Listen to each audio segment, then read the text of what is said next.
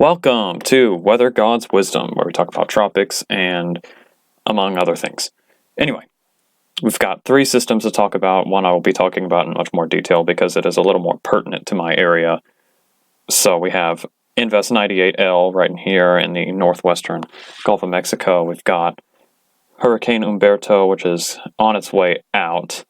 And we've got the tropical wave train that we will be talking about in a later portion of the video. But we're going to start today with the Gulf system because things have really wrapped up for the system today. It still is a rather broad system. You can see a lot of southwesterlies, southwesterlies on the southern edge of the system. It's kind of a long elongated trough, but you see in here we've got a mid-level circulation. If you pull up radar, the credit goes to College of Dupage in Chicago. You can see that there's a kind of a broad mid-level circulation that is going on, and you can see that there is some intense convection right outside of this. And Philippe Papin, one of the renowned scientists on Twitter, says that this could grow upscale into a mesoscale convective system and ultimately contribute to a lower level circulation beginning to form here. And you can see these more shallow thunderstorms that are coming ashore now that are becoming part of a elongated surface trough. And so if you look at the shortwave infrared imagery, you can see on the lighter gray clouds around here. So you've got it about 50 or so miles offshore, and you've got more westerly winds now rather than southwesterly or west moving winds now. And you're not getting northwesterlies yet. You're seeing northwesterlies in the mid-levels that are associated with these thunderstorms right in here. But right now the system is still relatively unorganized. But that is changing quickly, as yesterday it was hardly a thunderstorm complex, and now it is this very large moisture envelope. If you look at water vapor imagery around here, there's not a whole lot of air moving in this area. There's a pretty good amount of ridging right here, and you can confirm that with the 200 millibar vorticity. You can see it's negative, and there's a lot of ridging in the general area of the system. So it's very favorable upper level winds aloft for the system to kind of quickly spin up. And I can tell you right now, a lot of people in Houston will be caught off guard by the system because it is so close to the coast and it is not well defined right now, but it definitely can and will probably wrap up into at least a tropical depression. Again, these are my thoughts. These are not the thoughts of the National Hurricane Center. And National Hurricane Center has this listed as a 20% shot through 48 hours and 5 days respectively. But this system has the potential to wrap up into a quick, maybe even tropical storm. And the reason that this is so concerning is because if you look at the European model 18Z that came out about a couple hours ago, there is a large swath of rain in the eastern third of the state that is over 10 inches of rain. You can see it's highlighted by the purples and brighter purples in here. And this is Harris County in here where Houston and its suburbs reside. And you can see there's a large swath in here of rain totals that are approaching nearly 20 inches of rain. And this is supported because if you look back, you can see the trough is coming in over here. But in the meantime, there's not much steering the system. This is very similar to a storm we don't like to talk about that happened back in 2017, and where you kind of have absent steering layer right now. This is not moving much. This is not going to be moving much. And this could last for the majority of the week. I know it's only Monday right now, but you could have rain in the Houston area up until almost Saturday. And this is dangerous because we've seen this before. We've seen this play out. A system will stall just off the coast or just on the coast, and ultimately depends on where the system kind of sits before it moves out. And it won't be sitting very long because this trough is relatively close, and this trough will ultimately pick this thing up and move it to the north, which is why you can see, oh, that's the wrong thing, that this rain shield is spread pretty far. It even gives me some rain, which I'd really like. But obviously this is not the way that I would want rain to be distributed, because this is just unbelievable amounts of rain that are in this area, and we've seen this go down. You can see kind of the track of the system as it moves up the coast. It will kind of drift southwestward, and then as the trough comes in and digs in a little bit, and you can again see this trough will pick it up and move it almost due north, and so this will parallel Highway 35, the Highway 35 corridor in here, and it will drop a lot of rain on this part of the state, and you need to have your flood kits ready. This is serious. This could get very serious. This European model has a maximum of 42 inches of rain. I don't think I've seen this in a model forecast before, and that was even with Harvey. The Harvey, I think, was forecast to max have like 24 inches of rain over this area, and it was a pretty large swath, but it was not that intense. And this is a smaller swath than Harvey, but I mean, the intensity of the rain will be there, and we've seen this play out before. And Houston is a concrete bowl. This is not something you want to ride out. If you are in Houston, this is not something you want to take lightly. You can ride it out, but because it's not going to like be a catastrophically strong system like Harvey was when it entered the Texas coast down here, but this system will be capable of producing very high amounts of rain. Actually, if you look at, I'm going to go to the total precipitable water, and we're going to go to North Atlantic, and you can see right here, this is our system, and you can see precipitable water values are almost at 3 inches in this area. And this is not moving fast. Remember, this is not going to be moving fast until about 3 days out. And so this has enough time to spin up and become a little stronger, and you could have rain rates supported in the system up to 3 to 4 inches an hour, which is why that the European model forecasts, and this is not the only model that forecasts this. There is the North American model that forecasts a similar amount of precipitation over the same area, and this is serious. And just because the system is not Harvey and is not a Category 4 hurricane headed towards Texas does not mean the system can drop significant amounts of rain. This has a deep moist layer. You can see all this lighter gray that is in here that is associated with the system, and this is all the very high relative humidity values that are in this area. And if this moves up Texas, there will not be a whole lot stopping this. And I mean, this is not gonna like just suddenly collapse.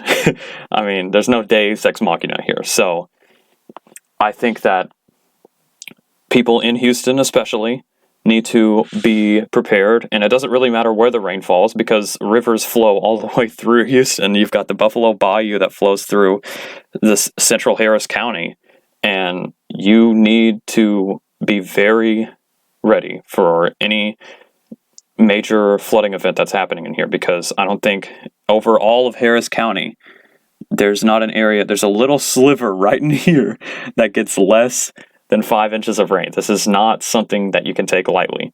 And I mean, we may not have gotten rain in a while in these areas, but that does not mean that, suddenly having 20 inches of rain is going to be like the ground is going to absorb it all. That is not going to happen, and especially not in Houston. So you need to be ready for this. Anyway, we're going to move on to less pertinent threats to the United States. We're going to talk about Hurricane Umberto, if I can find. Here we go. Hurricane Umberto. So this system has undergone an eyewall replacement cycle today and is currently doing so. And you can kind of see this double band signature. You've got these very strong bands that are coming in from the outer eye wall that is trying to develop here. This is a very large outer eye wall. You can see it's open on the south and east side.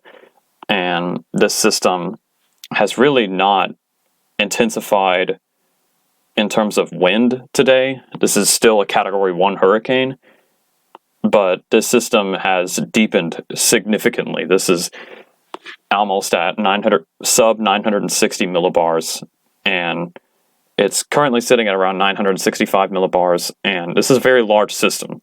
This will continue to move almost due northeast and will begin to pick up speed, but you can see here that the trough that is supposed to take this thing out is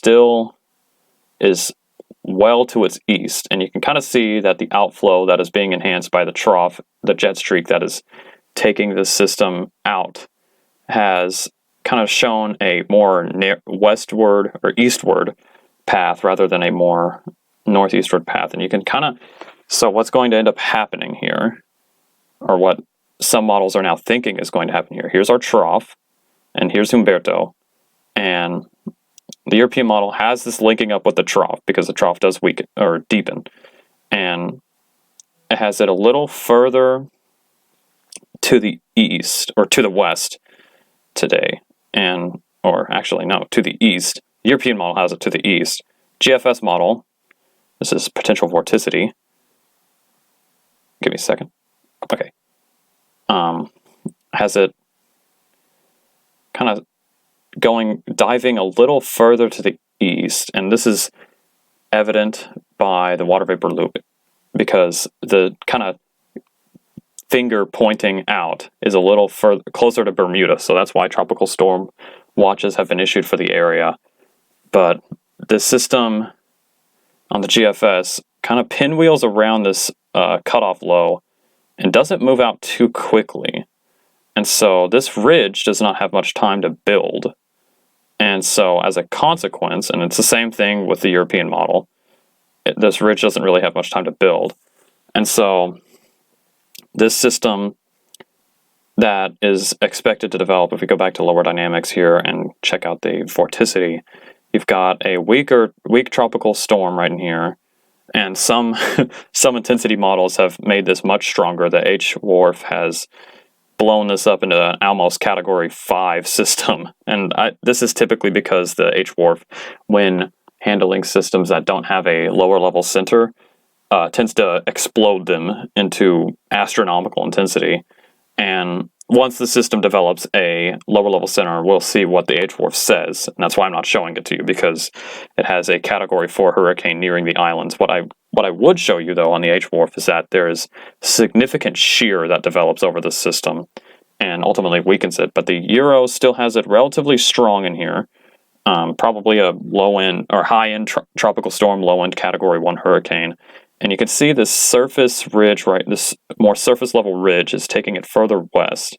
But if you look at the upper dynamics, go back to the 500 millibar heights, you can see there's a weakness in the ridges right here. And as the European continues, you can see this weakness really just continues to develop as these two ridges really weaken, because Humberto has not allowed them enough time to rebuild, and there's like a little bit of an upper level low that's in here. And so it kind of sits, but overall the trend today has actually been more westward, because if you remember yesterday, most of the models took it out to sea, but the weakness is still there, and the slower Humberto moves, the more this weakness is prevalent. And also the stronger the system gets, so say the H-WRF verifies and we have a Category 4 system right in here, Humberto's still here. And so there's a weakness in this ridge, even in the surface ridge, really. There's like, you got streamlines up in here that are moving almost northward, and this allows for an escape route for the system. But ultimately depends on where Humberto is. If Humberto is right here at day 3, which is seemingly likely, or if he's still right here and he turns around, then this is no longer something that I think is threatening the East Coast. That solution has been dropped. But say he turns around still, and does not move out. This allows for the ridge to not build in as much. However, I'm kind of thinking at this point that Umberto will likely move a little faster out, and so the ridge will have more time to build in. This is bad because once a storm gets north of a ridge, it tends to intensify the pressure gradient. And so we talked about this a little while ago, that a ridge would be much stronger in this situation, and you have another system even developing here. This is obviously 10 days out, so a lot of track variability here. But if Umberto is stronger and moves faster, this ridge is going to be very strong. And you can see that here, 597 millibar heights, which is a very strong ridge in the mid-levels. And this is not going to be easy for a system of such caliber to, penetrate and get out to sea. But there's a weakness here in the continental ridge and the subtropical ridge. And hold on.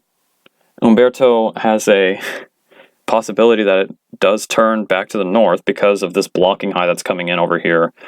And temporarily, not, this is not going to get super close, I don't think, to Nova Scotia or Newfoundland. I know they just got hit by Dorian, but I don't think this system is going to get that close. And actually, this favors a more eastward track. And so we're ultimately kind of waiting for the system to really determine the fate of the ridge. And because a stronger ridge would mean that the systems that are supposed to develop down here in the main development region would move further west. But a weaker ridge would mean that they would move out to sea. And so this is all long term, and this is several days out. But right now, biggest threat to the United States and Texas specifically is this system. And just stay tuned, and I'll be back tomorrow. All credit goes to Levi Cowan at Tropical Tidbits, and University of Wisconsin, and College of Dupage in Chicago. And always refer to the National Hurricane Center and local National Weather Service offices before you make decisions about Invest 98L, Hurricane Umberto, and any future systems. That's all for tonight. Thanks for watching.